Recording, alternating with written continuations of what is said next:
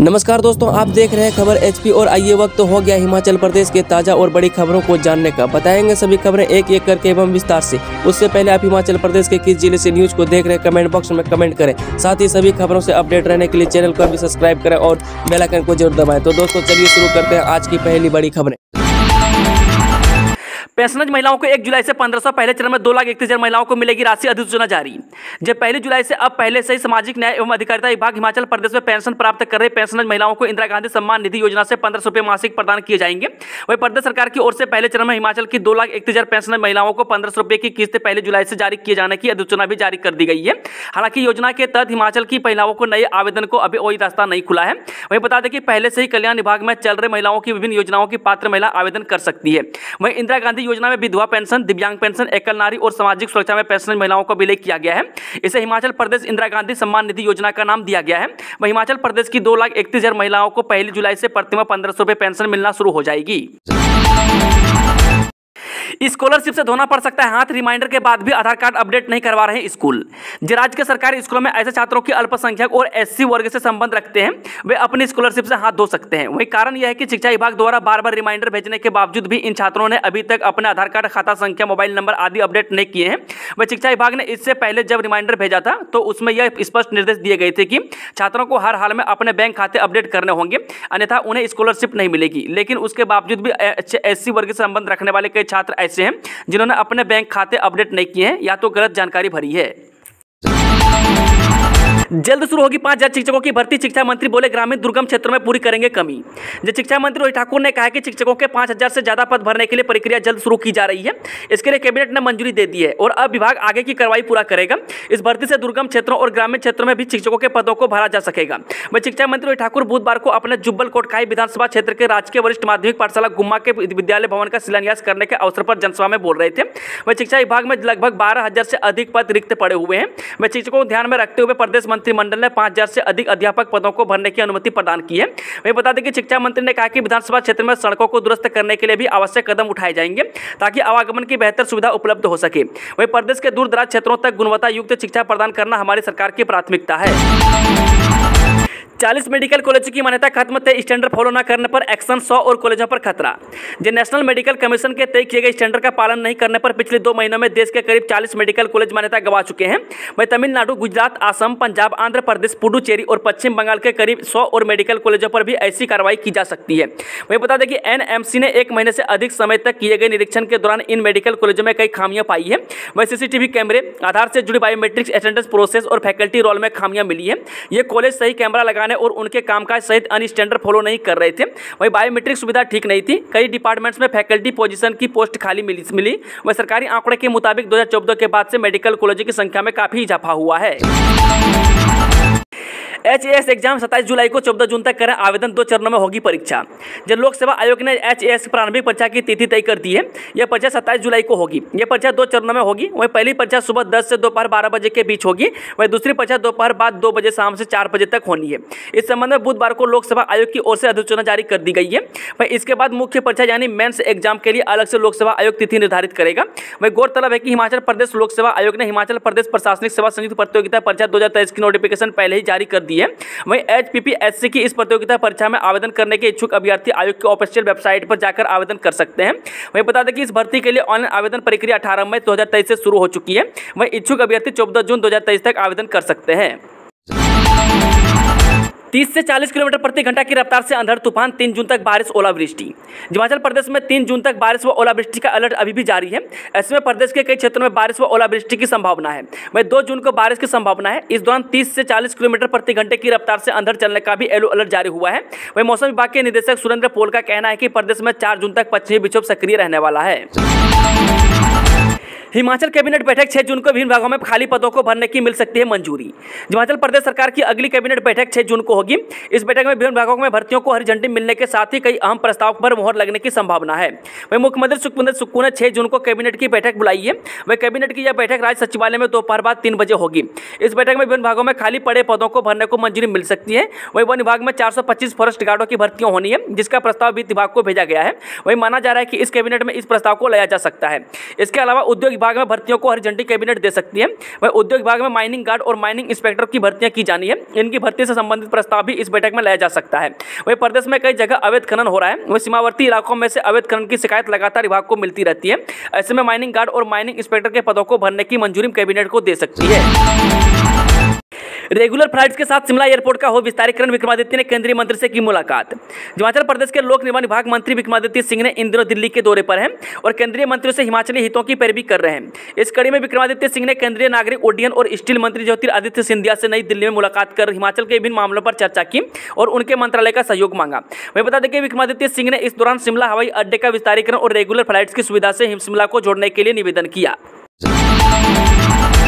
नई योजनाओं से पुरानी व्यवस्थाएं बदलेंगे हम, सीएम ने फतेहपुर में गिनाई सरकार की प्राथमिकताएं।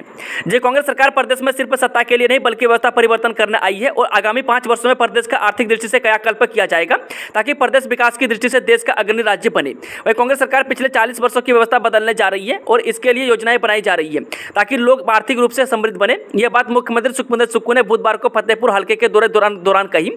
इस अवसर पर उन्होंने कई योजनाओं के उद्घाटन किए। उन्होंने फतेहपुर में आयोजित जनसभा को संबोधित करते हुए कहा कि प्रदेश की जनता के आशीर्वाद 5 माह पहले कांग्रेस की सरकार बनी है और लोगों के हित में कार्य कर रही है। अब फॉरन डीपीआर की प्रैक्टिकल वेरिफिकेशन होगी, नितिन गडकरी ने आरओ और पीओ को दिए आदेश। जो अब एनएचआई के अधिकारियों को फॉरन प्रोजेक्ट का व्यवहारिक सत्यापन यानी कि प्रैक्टिकल वेरिफिकेशन नियमित करना होगा। वही बता दें कि केंद्रीय परिवहन और राजमार्ग मंत्री नितिन गडकरी ने स्ट्रिक्ट तैयारी के साथ प्रोजेक्ट को पूरा करने पर जोर देने की बात कही है। इसके साथ ही उन्होंने कहा कि डीपीआर की प्रैक्टिकल वेरिफिकेशन से प्रोजेक्ट को शुरू करने में तेजी आएगी। इसके साथ ही बेवजह बर्बाद हो रहे समय की भी बचत हो पाएगी। उन्होंने क्षेत्रीय अधिकारियों को पर्यावरण के अनुकूल सामग्री के इस्तेमाल और मार्ग संरेखन को सही ढंग से पूरा करने के भी आदेश दिए हैं। वह केंद्रीय मंत्री नितिन गडकरी ने देश भर के एनएचआई के क्षेत्रीय अधिकारियों और प्रोजेक्ट ऑफिसर की बैठक दिल्ली में बुलाई थी। इस बैठक में हिमाचल की तरफ से एनएचआई के क्षेत्रीय अधिकारी अब्दुल बासित शामिल हुए हैं। इस साल बिछेगा 20 किलोमीटर रेलवे ट्रैक, रेलवे विकास निगम के परियोजना निदेशक ने राज्यपाल के समक्ष रखी रिपोर्ट। जो सामरिक दृष्टि से महत्वपूर्ण Bhanupalli Bilaspur Beri broad gauge railway line पर बिलासपुर तक की 16 में से 8 टनल में गिट्टी रहित ट्रैक का निर्माण किया जाएगा। वहीं टनलों में गिट्टी रहित ट्रैक बिछाने को लेकर स्लैब तैयार करने की कवायद शुरू कर दी गई है और इन्हीं स्लैब पर ट्रैक बिछाया जाएगा। वहीं बता दें कि इस साल के अंत तक 20 किलोमीटर तक ट्रैक बिछा दिया जाएगा। वहीं अहम बात यह है कि इस रेलवे ट्रैक पर ट्रेन की रफ्तार 100 किलोमीटर प्रति घंटा होगी। वहीं परियोजना की विस्तृत रिपोर्ट रेलवे विकास निगम के परियोजना निदेशक अनमोल नागपाल ने हिमाचल प्रदेश के राज्यपाल शिव प्रताप शुक्ल के समक्ष रखी है। वह रेलवे लाइन निर्माण कार्यों का विजिट करने के लिए पहुंचे राज्यपाल को अनमोल नागपाल ने अवगत करवाया कि इस साल के अंत तक 20 किलोमीटर में ट्रैक बिछा दिया जाएगा। उसके बाद धरोड़ से पहाड़पुर तक पुलों और टनलों का कार्य पूरा करने के बाद वहां ट्रैक बिछाने का कार्य शुरू होगा। वह राज्य की सीमा धरोड़ से लेकर बिलासपुर तक 52 किलोमीटर का ट्रैक बनेगा। प्रदेश में अवैध वोल्वो बसों पर शिकंजा, परिवहन विभाग ने 2 दिन में वसूला 1,32,000 जुर्माना। जो अवैध रूप से वाहनों व वोल्वो बसों के संचालन पर सरकार की सख्ती के बाद परिवहन विभाग ने नियमों की अवहेलना करने वाले वाहन मालिकों के खिलाफ शिकंजा कसना शुरू कर दिया है। वही पर्यटन सीजन के बीच हिमाचल पहुंचने वाले अवैध वाहनों व वोल्वो बसों के संचालन पर विभाग की टीम ने एक दिन वाहन मालिकों से 1,32,500 रुपये का जुर्माना वसूला है। वही बता दें कि विभाग की टीम ने कई जगहों पर नाके लगाए और बाहरी राज्यों से आने वाले वाहनों का निरीक्षण किया। इस दौरान टीम ने वोल्वो बसों को भी पकड़ा जिनके पास परमिट तो थे लेकिन वो परमिट के अनुसार बसें नहीं चला रहे थे। फिर 800 करोड़ रुपए का कर्ज लेगी हिमाचल की सुक्खू सरकार, जानिए वजह। हिमाचल प्रदेश की सुखविंदर सिंह सुक्खू सरकार फिर से 800 करोड़ रुपए का कर्ज लेगी। वह 300 और 500 करोड़ रुपए का यह कर्ज लेने की 2 अधिसूचना जारी की गई है। वह सरकार 300 करोड़ रुपए का ऋण 6 साल के लिए लेगी जबकि 500 करोड़ रुपए का कर्ज आगामी 8 वर्षों के लिए लिया जाएगा। इन अधिसूचनाओं में स्पष्ट किया गया है कि यह कर्ज प्रदेश के विकासात्मक कार्य पर खर्च होगा। इसके लिए भारतीय रिजर्व बैंक के माध्यम से सरकार की प्रतिभूतियों को विक्रय किया जाएगा। वह सफल निविदाकर्ता 7 जून 2023 को भुगतान करेगा। इस कर्ज को लेने के लिए केंद्र सरकार से अनुमति ले ली गई है। और नियंत्रित होकर 300 फीट गहरी खाई में गिरी कार, एचआरटीसी बस चालक परिचालक सहित 40 यात्री घायल। जब तक बस रुकी नहीं तब तक चालक ने स्टीयरिंग नहीं छोड़ा। जहां हादसा हुआ उस जगह सड़क पर 9 तो बैरिकेड लगे थे और 9 ही क्रैश बैरियर।